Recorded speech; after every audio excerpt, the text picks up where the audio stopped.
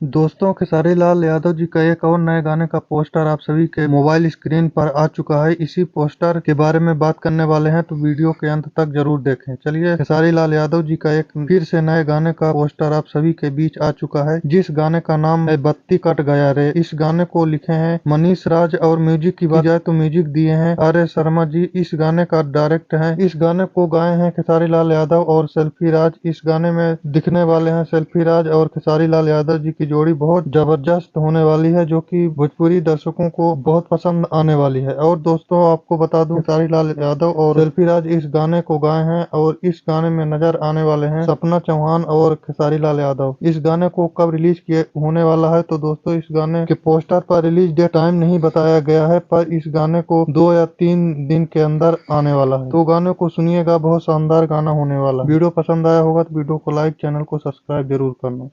धन्यवाद।